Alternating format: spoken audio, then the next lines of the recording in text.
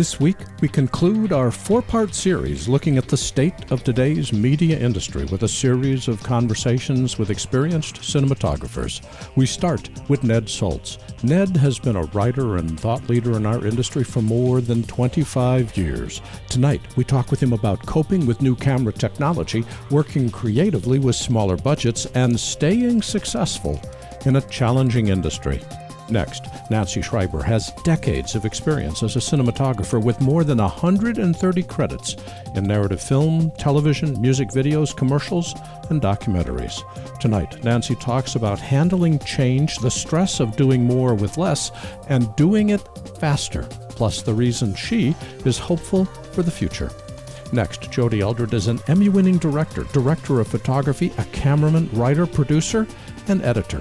With 40 years in TV news and documentaries, he shares his thoughts on what it takes to be a filmmaker and what the future of cinematography looks like. All this, plus James DeRuvo with our weekly doddleNEWS update. The buzz starts now. Since the dawn of digital filmmaking, authoritative, one show serves a worldwide network of media professionals, current, uniting industry experts, production, filmmakers, post-production, and content creators around the planet. Distribution. From the media capital of the world in Los Angeles, California, the Digital Production Buzz goes live now. Welcome to the Digital Production Buzz, the world's longest-running podcast for the creative content industry, covering media production, post-production, and marketing around the world. Hi. My name is Larry Jordan. Over the last 4 weeks, we've looked at the current state of the media industry from 4 different perspectives. We started by talking with producers, then the folks that run post-production houses, and last week we talked with editors. Tonight, we wrap up by talking with 3 cinematographers. What's become clear during all of these conversations is that we live in challenging times, and tonight, we'll learn how our guests have overcome the challenges and carved out a successful career. By the way, if you enjoy The Buzz, please give us a positive rating and review in the iTunes store. We appreciate your support to help us grow our audience. And now it's time for our weekly doddleNEWS update with James DeRuvo. Hello, James. Happy New Year, Larry. And a very happy holiday to you. So what have we got in the news this week? This week marks the official 1-year anniversary of me becoming editor of doddleNEWS. And boy, let me tell you, story-wise, it's been quite a heady year. So I thought we'd pick a few stories from the last 12 months and just reminisce. That's very cool. What's our top story? There's 4 really big stories, but chief of which I think was the fact that mirrorless cameras have completely taken over our collective consciousness as filmmakers go, especially the 4K full-frame mirrorless cameras like the Nikon Z6 and Z7, the Canon EOS R, and the Panasonic S1. All 3 were announced within 2 weeks of each other in the fall. Now, all of a sudden, everybody wants to sell all their DSLRs and camcorders and buy a mirrorless camera to shoot on. It's kind of crazy. These cameras offer 4K, hybrid log gamma, and some offer 10-bit 422 internal recording. So it's understandable why everybody would really like to want to have a brand new toy that does all that. First, congratulations on your 1-year anniversary. We are just delighted to have you with us, and I enjoy our conversations every week. Second, how big really is this mirrorless movement? When you consider from the Nikon Z series to the Canon EOS R, the Panasonic S1, full-frame mirrorless cameras became the new hot piece of camera gear in 2018. And while the year began with the Panasonic GH5S, which was a Micro Four Thirds mirrorless camera, and let's not forget the introduction finally of Blackmagic's 4K Pocket Cinema cameras, it seems to me that full-frame mirrorless cameras are now pretty much all anyone really wants to talk about. Are we heading towards a mirrorless 4K world once dominated by DSLRs? I think it's likely, though I think also manufacturers will attempt to keep DSLRs around as long as they can to squeeze out every dime out of the technology. But make no mistake, mirrorless cameras are here to stay, and I think they're going to be our future. Well, high-quality, small form factor cameras are always exciting. What's your number 2 story? The number 2 story actually happened technically in December of 2017, but its impact has reverberated all through the year. And that was last December, the FCC moved to scuttle the net neutrality rules brought about by the Obama administration. In a party line vote of 3-2, the FCC rolled back the net neutrality rules and gave effective control of the internet back to ISPs amidst fears that higher costs and bandwidth caps would begin the internet's long march towards a universe that looks more like cable, with fears of even more segmented, tiered internet like the cable does, where you would have to pay extra for visiting certain websites. But those fears never materialized into reality. Well, there's still a lot of fear over this, along with discussions on what AT&T and other major carriers are doing. What's your take? I think all those worries were legitimate to be concerned about, but were largely overblown. As I said, most of those fears never materialized in the first year that the FCC has abandoned the net neutrality rules. But make no mistakes, this story is not over, because net neutrality is winding its way through the courts as individual states have sued the FCC in an attempt to have those regulations and rules reinstated. So the story isn't over, not by a long shot. Net neutrality may live to see another day. Well, I agree. Net neutrality is a big deal, and it does deserve to be on your list of top stories. So what's the number 3 story this year? I'm starting to wonder if drones are over. Drones were practically absent from NAB this year. Local, state, and federal regulations are making it more difficult to fly, and drone stock footage is now becoming readily available. At its height, drone use amongst filmmakers was really only about 7 to 8%. So I'm starting to wonder if the impact of drones on our industry is really going to be more of a bump than a gigantic tsunami. Well, given what happened at Gatwick Airport last week regarding what some say was a drone interfering with flight operations, I suspect drones will be in the news more, not less. What are your thoughts? Oh, I agree. There's always going to be some yahoo that's going to take his drone where he doesn't belong, and those types of stories are going to hit the headlines. By the way, I read yesterday that it looks like that it may not have been a drone that hit that airplane at Gatwick Airport, but we'll have to see how that story bears out. But with DJI having successfully won the drone wars, and it really is the only legitimate king to this category, and while they show no signs of slowing down with new models and features, the trends seem to indicate that widespread adoption of drones for aerial cinematography seems to be waning. Like I said, at its height, it never got above about 8% of the overall market use for drones since their inception. This may be due to the lack of competition, since DJI now is the king, but I think it's more likely due to the regulations put on now by state, federal, and local municipalities that are making it flat out difficult to fly your drones anywhere. You know, if I want to fly my drone, I have to drive 25 miles out of the city in order to do it because of local regulations. It's becoming a real hassle. But the good news is professional drone pilots are now starting to license their footage through a variety of stock companies like Pond5 and Shutterstock, meaning that if you can't fly your drone to get that particular shot, you may be able to license it anyway. Okay, let's see. That's mirrorless cameras number 1, net neutrality number 2, drones number 3. That's a pretty wide-ranging list. What's your number 4 story for the year? I have to think that one of the biggest stories of 2018 was Apple announcing that they were going to be discontinuing support for legacy media codecs. Future versions of Mac OS after Mojave will not support the 32-bit codecs originating through QuickTime 7, and users will not even be able to play back older video projects once the change has been implemented. So what's your opinion on this?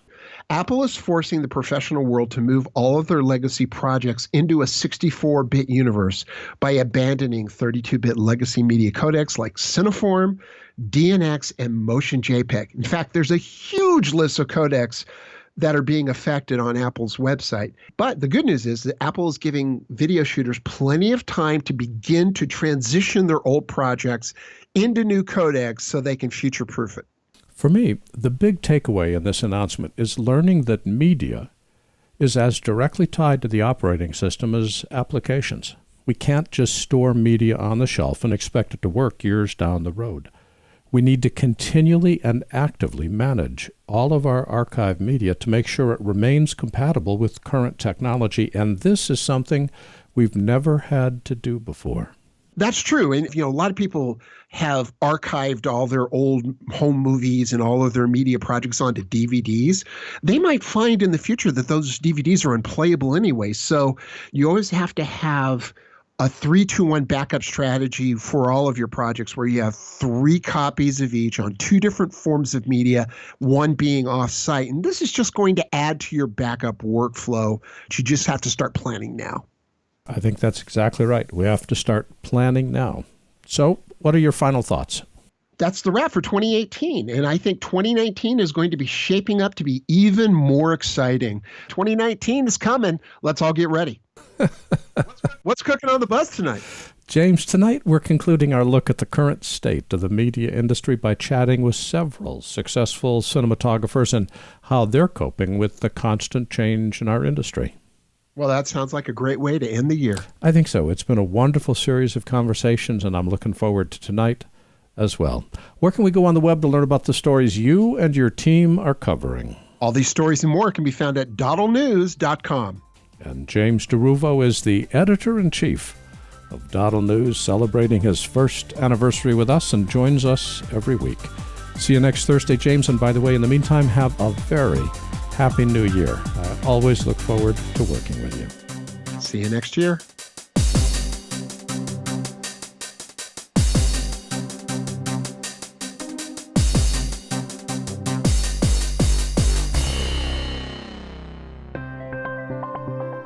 Here's another website I want to introduce you to, doddleNEWS.com. DoddleNEWS gives you a portal into the broadcast, video, and film industries. It's a leading online resource presenting news, reviews, and products for the film and video industry. DoddleNEWS also offers a resource guide and crew management platform specifically designed for production. These digital call sheets, along with their app, directory, and premium listings, provide in-depth organizational tools for busy production professionals. DoddleNEWS is a part of the Thalo Arts community, a worldwide community of artists, filmmakers, and storytellers. From photography to filmmaking, performing arts to fine arts, and everything in between, Thalo is filled with resources you need to succeed. Whether you want the latest industry news, need to network with other creative professionals, or require state-of-the-art online tools to manage your next project, there's only one place to go, doddleNEWS.com.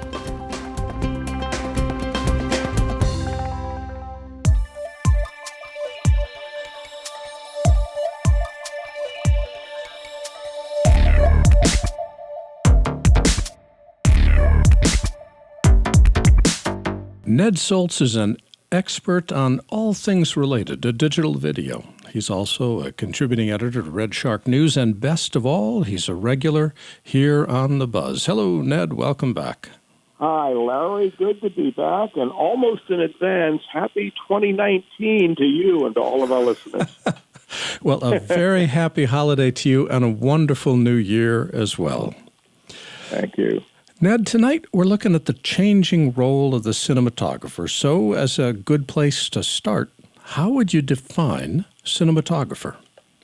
Well, let's start with the traditional definition, and that traditional definition, probably as defined by the ASC, the American Society of Cinematographers, is one who, by virtue of training and experience and persistence and lots of hard work and rising through the ranks, is one who is essentially in charge of camera crews, in charge of lighting, in charge of translating the vision of the producer and the director into images through lighting, through the selection of equipment, through blocking out the shots and designing the shots, and not necessarily one who takes up the camera per se, but one who is over and above all of the camera and lighting related areas, and is in that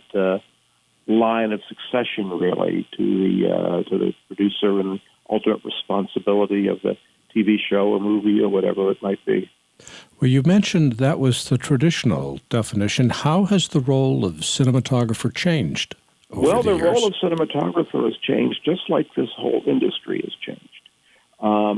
In part, and I can say this now with a little bit of age and another birthday yet approaching, those young people today, a lot of them don't necessarily want to or are even able to rise in much the same way as the traditional forebears and the traditional ASC, with much less opportunity, with many more people, and with many more tremendously creative young people who are just really bursting with creativity and want to have their work seen in whatever possible venue.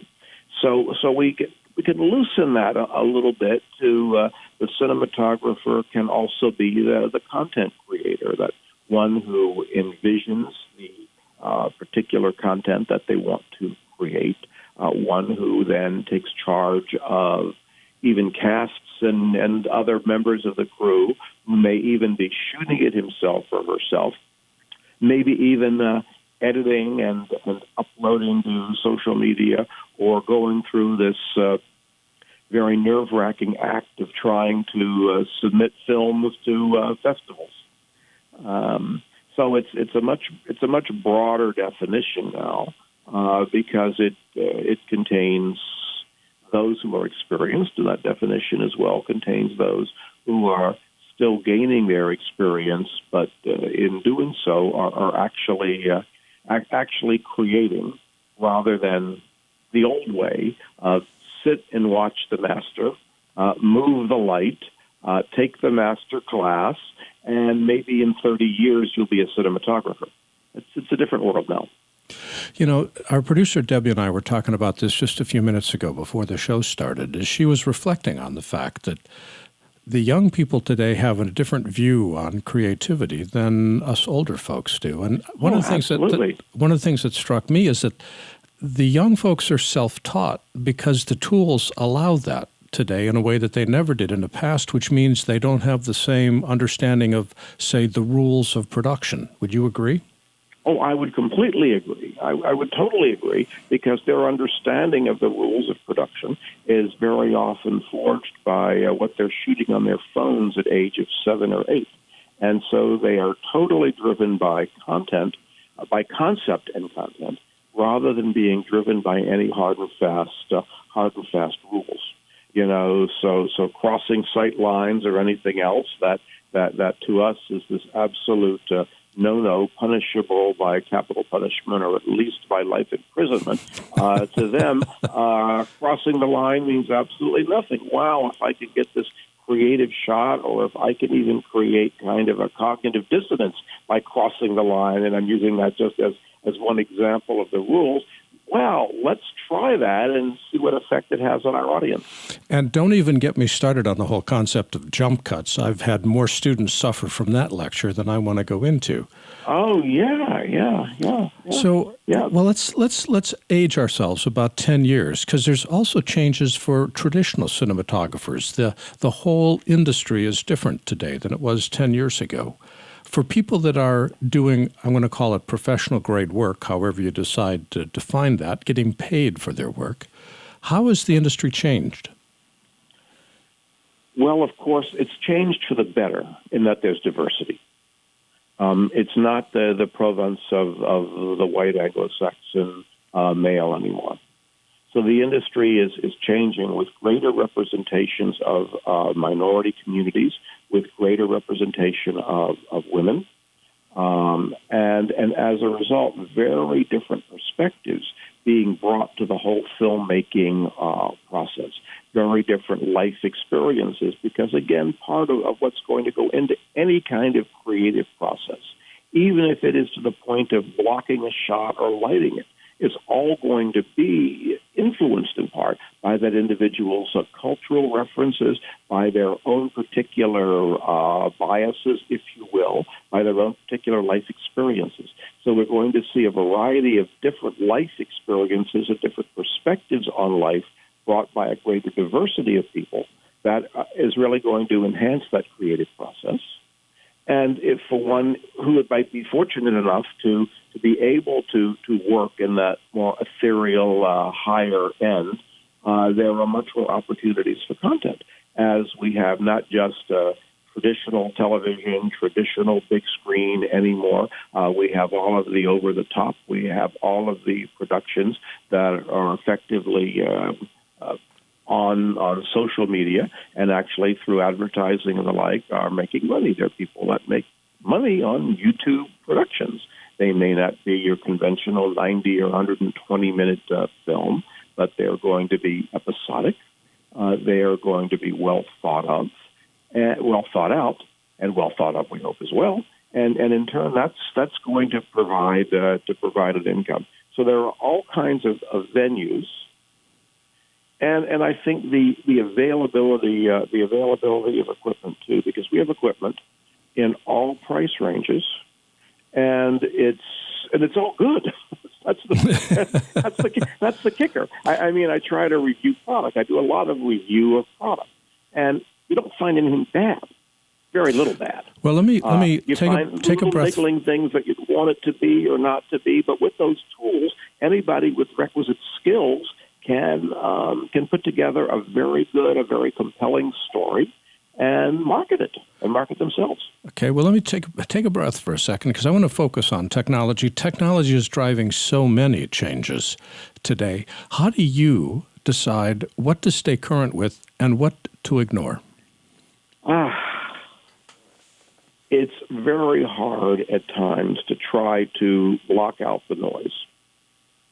And in my own perspective and looking at things, I sometimes look at a trend and try to guess whether this trend is going to work or not, whether this trend has legs, so to speak.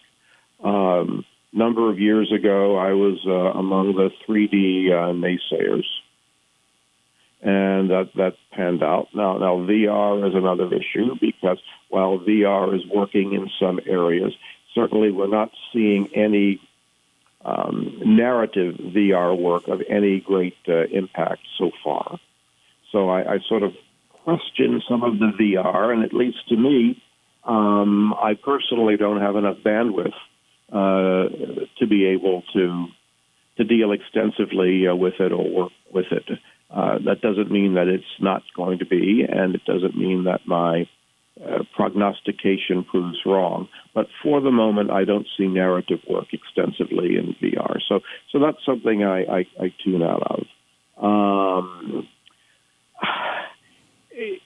And things that I thought wouldn't work, all of a sudden the technology improves and it works. I was a DSLR cinema naysayer as well. I was never a Canon 5D follower when the 5D as the DSLR first came out as the answer to cinema. But now I'm seeing so much wonderful work coming out of subsequent generation of mirrorless cameras that there is room for the small camera, which I thought wasn't. So now I'm more attuned to that and even shooting with it. I think the answer is also subjective. You have to look at what you want to accomplish and try to discern what the best tools are for that. And that's what the good cinematographers do. The traditional cinematographers very well may work with a particular technology and see if that is going to achieve what they want in their film. And if it doesn't, try something else and move on to something else. And there's a little bit of experimentation before you finally decide on what's absolutely going to be right. And I think that's part of the answer, rather than the preconceived notion that, my parents gave me this camera when I graduated the University of Phoenix Film School, and this is what I'm going to make my magnum opus with, and I'm not going to investigate any other technologies. That's a short-sighted way of looking at it. So I've got one more question before we run out of time. Clearly, We're in an environment where there's a lot of change, a lot of challenge. Technology is changing constantly. The rules of creativity are being rewritten. Clients are developing entirely different attitudes on deadlines and budgets. The media industry itself is under stress. Is there still hope? Oh, there's absolutely hope. There's always hope for talented people. And talented people will always find a way both to be creative and hopefully from that creativity to be able to make a living. There is a lot of hope.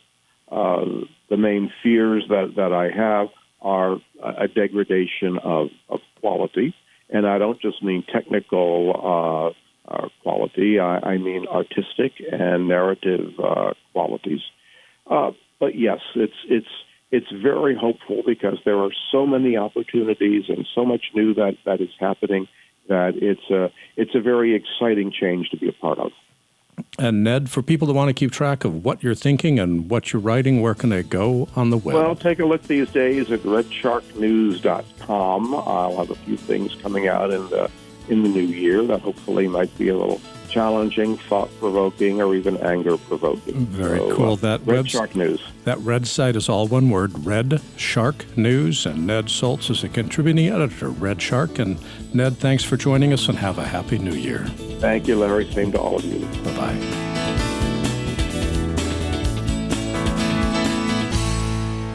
Nancy Schreiber worked her way from production assistant to director of photography. She has more than 130 credits in narrative film, television, music videos, commercials, and documentaries.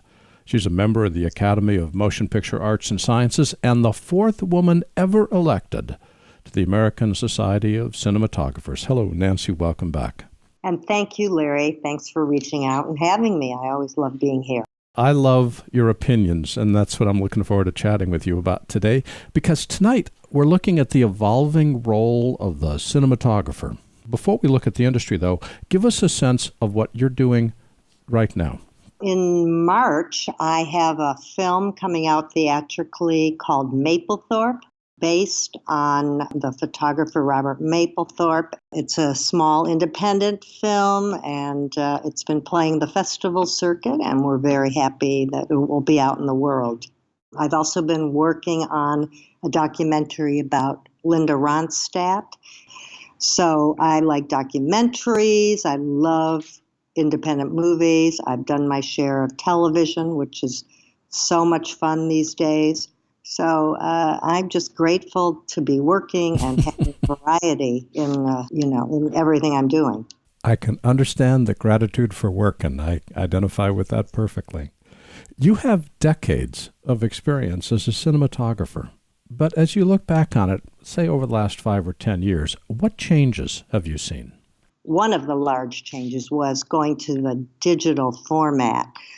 Before we were shooting in celluloid in film, and there was really a mystique about what cinematographers did. You know, we exposed, we lit, and nobody knew what it was going to look like until it went to the lab and was color corrected. These days, because digital is so prevalent, and also, I must say, very useful in low light situations, everyone sees a monitor that's properly color corrected, and there may be a lot of cooks in the kitchen. So that's the negative, but having said that, it is the way of the world, and I've embraced the new technology. The other big change is the way films are out there in the world. Many that do get theatrical releases are streaming same day they are released. There are these streaming services such as Netflix and Amazon and YouTube and Hulu, etc. That has really been changing the way people are seeing films. We still hope that people go to the theater and see it large instead of on their phones, but it's out of our control. But how does a streaming service affect your work? That's a good question, Larry. When we switched to digital, a camera called the Arri Alexa, what happened was, even though we're finishing movies in 2K, the streaming services demanded that we shoot in 4K. And that's a lot of data for an independent movie to collect. It's a lot of drives that you have to record onto. When it's streaming and most people are not looking at it large, it just really didn't make sense to be shooting in 4K. But there's nothing we could do. We just have to accept what happens and do our best and still make beautiful images and great stories. Well, that, I think, speaks to the real challenge of being a cinematographer. What is the challenge? Is it coping with digital technology? Is it dealing with clients? Is it budgets? Is it deadlines? Where are the biggest challenges today? Every one of those. Okay, the budgets. Certainly in independent films, the budgets have really shrunk. We are asked to do our work faster than we ever did with smaller crews and less equipment. For example, when I started several decades ago in independent filming, we would have maybe 30 days to shoot. I have done 2 19-day movies in the last 2 years. One of them, Mapplethorpe, which was a period film in New York City based on the 60s, 70s, and 80s. And so much has changed in New York since that time. It was very difficult. So budget has been affected. In television, I always have to make sure I am serving the look that's already been established, that I'm on time and on budget. Well, that happens in all projects. But I am really so much of a facilitator of crew and management that sometimes one thinks, well, am I really doing as much photography as I used to? It's a lot about people management, staying ahead, because, again, the schedules are short. Technology is at the heart of digital video. How important is keeping up with technology to your craft? Keeping up with the technology couldn't be more crucial. Every few months, a new camera comes out. We cinematographers and camera assistants need to learn them. Lenses. There's just an assortment of lenses to choose from, both the vintage, which are very popular now, and the newer present-day lenses. We need to be in touch with all of it. I find it exciting. Some people just didn't want to make the transition from film, and they really have suffered and have left the business. I embrace the new technology. I find it exciting, and our vendors, our manufacturers are working with cinematographers. They listen to us to bring better imagery and control over lighting and lensing and filtration, and it's an exciting time. It really is. How do you balance between storytelling and technology? It's a great question, Larry. It is just inherent that we learn the technology. Once we know it and we choose our cameras and lenses, we then move into the creative part day by day. So the technology is dealt with by pre-production and then the rest of our crew. And then on the day, we are able to do our lighting and camera moves and framing and choice of lenses. And so we don't think about the technology per se in the digital age any more than we did in film. Yet that's where the creativity is, the day-to-day work. And, it's like the beginning of the day, it's like an empty blackboard.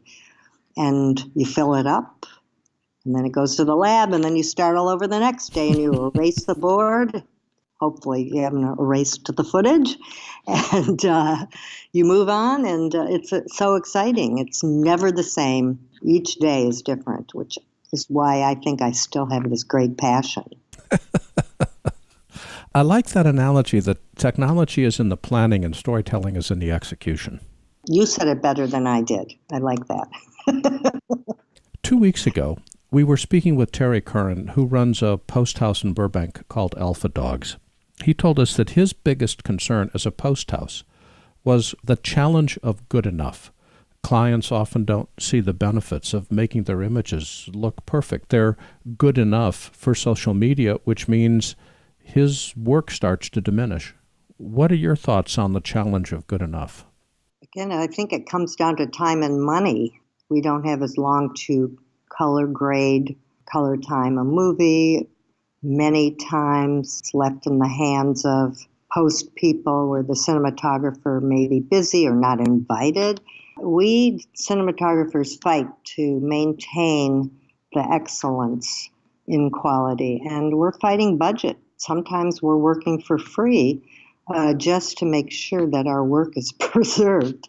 But I think Terry has a good point, and I see it in sound mixing, visual effects, where good visual effects are needed, and then there is a budget concern. I don't know. I just hope that we keep fighting the good fight and can find ways to convince people, if they really are thinking about future-proof and shooting in these large formats, they hopefully will understand the benefit of soup to nuts, pre-production, production, and post.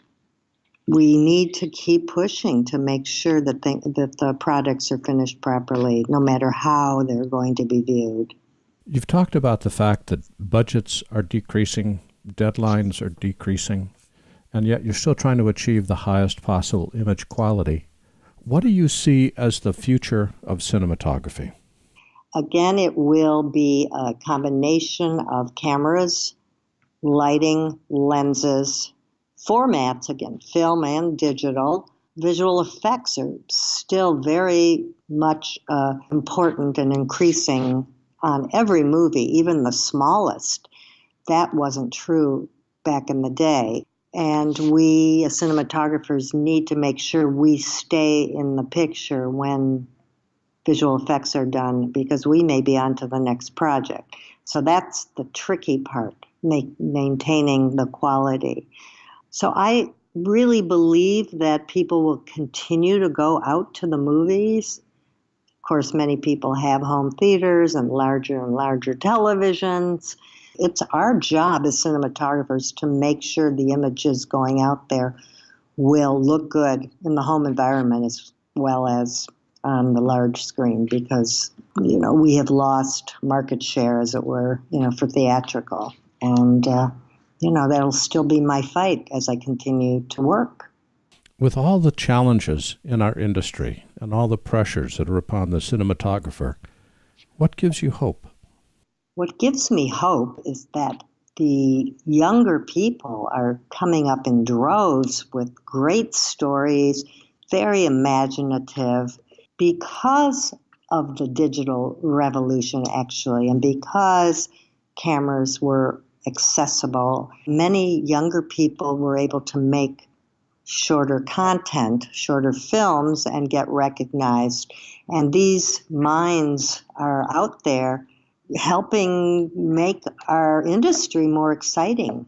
Hopefully, though, the older generation will still be embraced in there, and there's nothing like experience. We still have our great minds and passions, and so I still am hopeful that all generations will be able to be relevant and creative, and that's my great hope, that we'll all be able to be thriving and the industry will continue to be as exciting as it's been the last few years.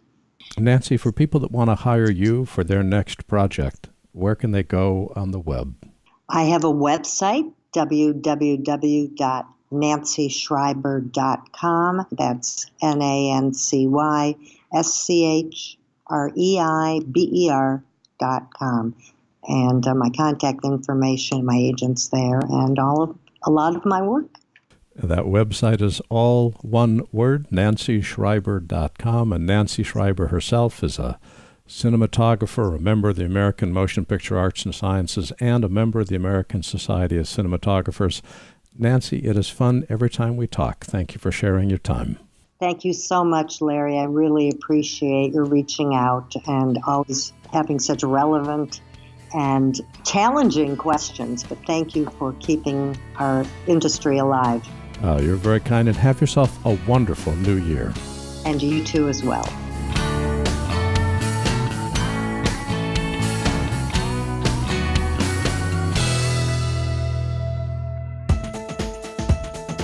I want to introduce you to a new website, Thalo.com. Thalo is an artist community and networking site for creative people to connect, be inspired, and showcase their creativity. Thalo.com features content from around the world with a global perspective on all things creative. Thalo is the place for creative folks to learn, collaborate, market, and sell their works. Thalo is a part of Thalo Arts, a worldwide community of artists, filmmakers, and storytellers. From photography to filmmaking, performing arts to fine arts, and everything in between, Thalo is filled with the resources you need to succeed. Visit Thalo.com and discover how their community can help you connect, learn, and succeed. That's Thalo.com.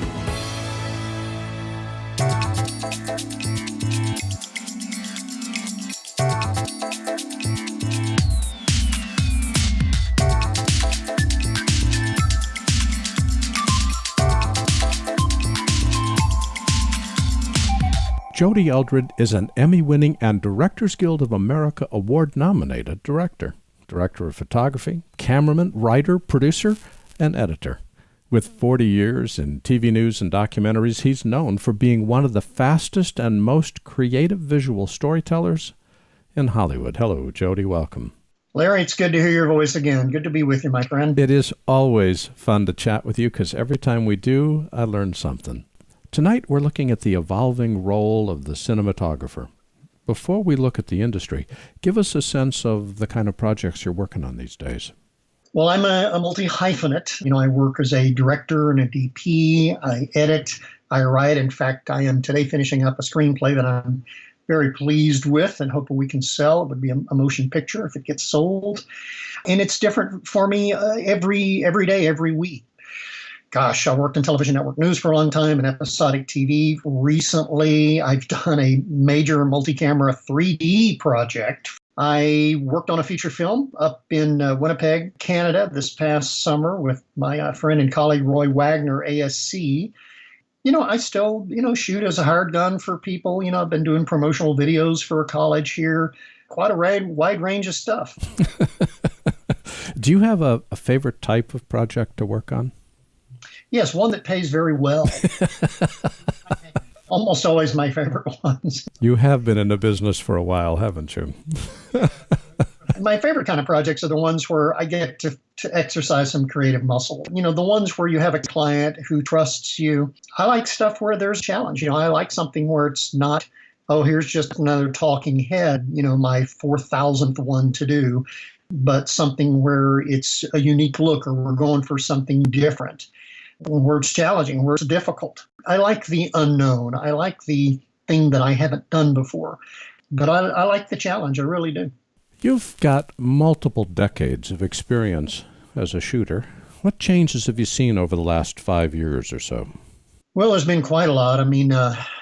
One of the big changes has, begun with the use of cameras like, DSLRs, which people were using because they had full-frame sensors and you could get very shallow depth of field, so it looked, quote, cinematic. And, when that started some years ago, more than 5 years ago, there was sort of a race to the bottom all of a sudden with budgets because you can use a $1,000 camera instead of a $50,000 or $100,000 camera. Because of that, the business became very democratized, so anybody can go out and buy that kind of camera and inexpensive lenses and, tout themselves as a filmmaker, as a DP, or whatever it may be. It really began wildly changing budgets, changing expectations. Producers, production companies wanted a whole lot more for a whole lot less. And there were an awful lot of people willing to do that. At the same time, over the past 10 years, of course, there have been so many more outlets for distribution, for streaming, Amazon Prime, Netflix, all the networks, the hundreds of networks that are on, and cable channels and so forth, all of them needing production and very few of them really having any significant money to do it with. So there's been this huge influx of people who are willing to work and who are able to work for a whole lot less money than people who've been doing this for a long time. So to be competitive with someone who's been doing this for a long time, has been very, very difficult because I don't want to work for 1/4 the money that I used to work for just because they can hire somebody else to do that. So I think one of the biggest changes really have been just the extreme amount of production that has been needed. So there's been a huge demand, but there's also been a ridiculous supply. 2 weeks ago, we were speaking with Terry Curran, who runs a post house in Burbank called Alpha Dogs. Yeah, I know Terry. And he told us his biggest concern was what he called the challenge of good enough. Clients often don't see the benefits of making their images look perfect. They're good enough for social media. What are your thoughts? It sounds like you're fighting the same battle. Absolutely. And, Terrence runs a quality post-production facility there. And I'm like a lot of creative people. I'm a perfectionist. Sadly, is kind of true. It's like, we didn't shoot in RAW or log. We shot in Rec 709. We don't really need to deal with 13, 14, 15 stops at dynamic range. What we're doing, the audience is okay with this. So we're like, okay, you can't color grade it as deeply because it was shot in Rec 709. That's okay. It's good enough. They're going to be okay with that. And sadly, they're probably right, and that's just the realities of it. It's like, okay, these elements were shot with a cell phone. It's okay. It's good enough. Well, if they're able to sell that show and they're able to pull in decent enough numbers to maintain that and the audience is there for it, then they're right. That is good enough. Is it good enough for me to put on my reel? Is it good enough for me to do in my own projects? Is it something I'm going to be proud of? Is it the best kind of visual storytelling? Probably not. But is it good enough for those people that's as much as they care about? Yeah, it is. And it's unfortunate, but that's just the reality.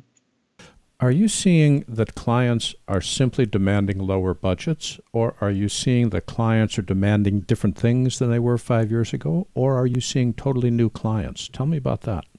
Well, yes to all of the above. I mean, certainly the budgets have shrunk to a fraction of what they used to be. Now, there are occasions when I can get someone to hire me because they want me to do this and they're willing to pay the extra for that, as opposed to the conversations where you hear, well, I can get somebody to do it for half that. Usually I know that I will never work for them if that's the case. And often my response is, well, hey, I can get somebody who do it for free. Footage isn't going to be usable, but if all you care about is the money, so there is that. And frankly, the budgets for these things, the advertising dollars aren't what they used to be at all. So the budgets for these shows, I know they're a whole lot smaller. Getting money for budgets, getting anything sold is really, really difficult. So the budgets are much, much lower than they used to be. So that is a part of it. Producers are looking for different things. They're like, you know what? We don't need your big fancy camera. All we need is this. It's going to be fine with us. It's their show. And if that's what they want, then, who am I to tell them otherwise? Yeah, those are a couple of things that I have observed being pretty active right now. When I first met you, you were actively promoting the latest technology from Sony or Blackmagic, but you've always been entranced by the latest camera technology, which is one of the reasons I love talking to you. But how do you balance between storytelling and technology? Well, they're very much married together, very much in the same way that an artist who's a painter, they're very dependent on the specific sort of medium that they determine to use, whether it's oil or pastel or charcoal or pen and ink or whatever it may be. That is going to greatly determine the sort of creation that they make. Is this something that they're looking to be photorealistic? Well, if it is, you're probably not going to be using pastels. I think that the art of visual storytelling and the technology are largely inseparable. Now, that doesn't always mean that you have to use the very ultra highest quality cameras and the highest bit rate codecs and, shooting everything in 16-bit linear RAW and everything in 4K or 6K or 8K or whatever it may be and an anamorphic and blah, blah, blah. That's not necessary. Yeah, you can be a good visual storyteller with an iPhone. It can be done. I've seen it. But is that ever truly your first choice? What is going to be the most effective way to tell your story? That really has to drive the technology. It really can't be the other way around. But what's the best tool for the job? What's the best tool that's going to tell the story that you need to tell? That has to be driven by the story.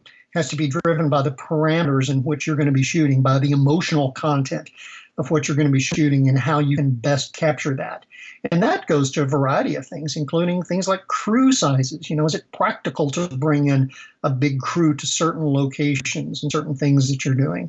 All of those things go hand in hand, and you can't do one without really considering the other. You've talked about the fact budgets may not be collapsing, but they're definitely not getting bigger. There's more people that are able to provide services. There's more distribution, but there's less of a focus on high quality. What do you see as the future of cinematography? That's a tough question. There are always going to be a lot of people who really want to become expert craftsmen in what they do.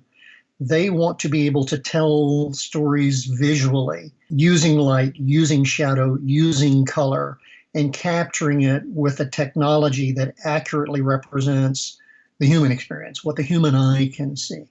And there are a limited number of cameras that can do that really well.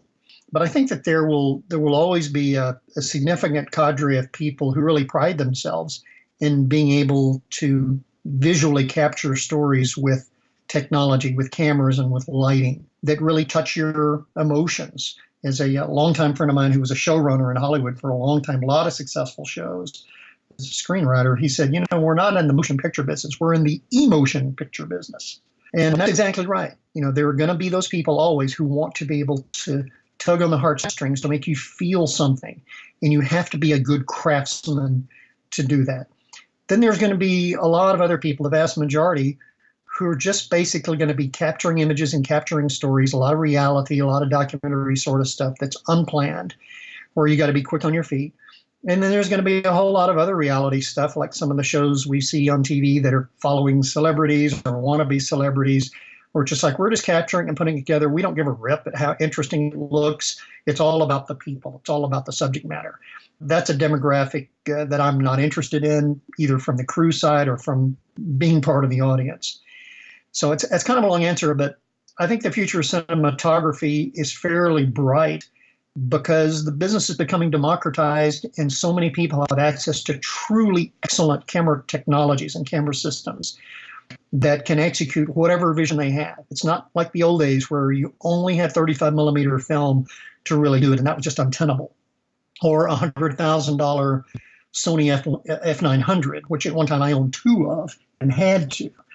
Nowadays, you can do stuff amazing with a $6,000 or so many Pro. I mean, we use three of those in this motion picture we just shot with Roy Wagner. It's incredible what you can do now. So I think there's great hope for the future for people who are really creative, because the technology is just coming down in price and the quality is going up so that you can execute your vision pretty handily. So do you think there's hope?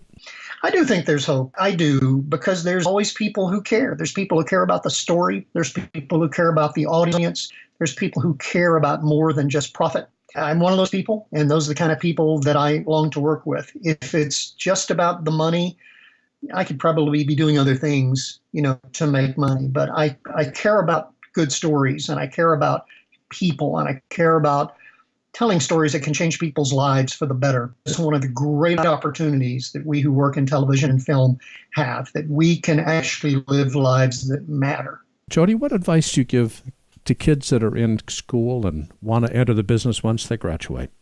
The thing that I will tell them, without trying to sound super spiritual here, is the reality is that every human being is different. Each of us has some kind of gift, something that God has put in you when you were born. Go find out what that is and go after that. I see an awful lot of people that are going after something that they like, but it's not what they were made to do. My younger brother is a terrific artist and always has been. He's a successful artist and graphic designer and illustrator now. I can't even draw a stick man. Ever since I was little, I found a picture of me 3 years old with my grandfather's Brownie camera on my lap, 3 years old. So I'm glad I didn't pursue art. And I'm very glad that I pursued photography and cinematography and visual storytelling. That's something that God put in me. So find out what that thing is that you're really, really good at. You have like natural aptitude for. And then try to get as good at that as you possibly can. And don't let other ideas about what you really want to do. I really want to direct. Don't let that get in the way of what your life could really, really count for. Jody, for people that want to hire you for their next project, where can they go on the web? Thank you, Larry. The best place, easiest place is my website, and it's my first name and last name and the word production. So it's Jody Eldred Productions. That's Jody Eldred, Eldred, JodyEldredProductions.com. That website is all one word, JodyEldredProductions.com. And by the way, you should take a look at some of the videos he's posted as his demo reel. Jody, the stuff is just gorgeous and worth looking at. JodyEldredProductions.com. And Jody Eldred is an Emmy-winning and Directors Guild of America award-nominated director and director of photography. And Jody, this has been a delight. Thank you for sharing your time. Larry, it's always a pleasure hanging with you. I learned so much, and I hope that people who listen to this get a little bit of spark in them for trying to do the best work they can with the best tools available.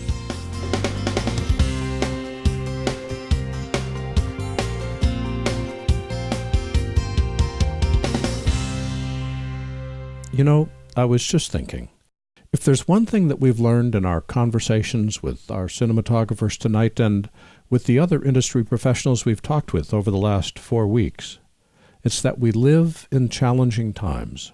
Challenging in terms of audience shifting behaviors from traditional broadcast and cable to OTT streaming services.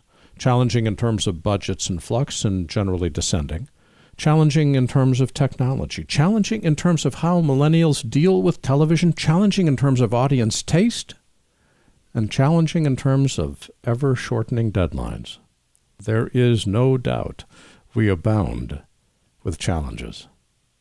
But just as we're beset by challenges, we're also beset by opportunities. The first, I think, is to think more clearly about who we are. If we define ourselves in terms of the tools we use, it becomes easy for someone who also uses the same tools to steal our clients from us. Instead, we need to define ourselves in terms of the stories we tell and our knowledge of the craft of editing. As Jody Eldred said, just because someone has paper and pencil does not make them a writer. We also need to focus on clearly defining the benefits that we deliver for our clients. Again, if all we do is compete on price, someone else will always be cheaper. But when we compete on results, even a lower price won't steal clients away. Finally, we need to stay current on technology because technology is what we use to tell our stories. Still, as Nancy Schreiber said, we should focus on technology in our planning so that we can concentrate on storytelling during production. In other words, don't let technology distract you from the greater goal of telling a compelling story. Yes, there are challenges to making a living in our industry, and no, those challenges are not going away. But when we concentrate on our creative ability to tell stories that generate results for clients and audiences, we stand the best possible chance to survive and grow. Just something I'm thinking about. I want to thank our guests this week, cinematographers Ned Soltz, Nancy Schreiber, Jody Eldred, and, as always, James DeRuvo with doddleNEWS.com. There's a lot of history in our industry, and it's all posted to our website at digitalproductionbuzz.com. Here you'll find thousands of interviews, all online and all available to you today. And remember to sign up for our free weekly show newsletter that comes out every Saturday. Talk with us on Twitter at DPBuzz and Facebook at digitalproductionbuzz.com. Our theme music is composed by Nathan Doogie Turner with additional music provided by smartsound.com. Our producer is Debbie Price. My name is Larry Jordan, and on behalf of the entire Digital Production Buzz family, we wish you a very, very happy New Year. And thanks for listening.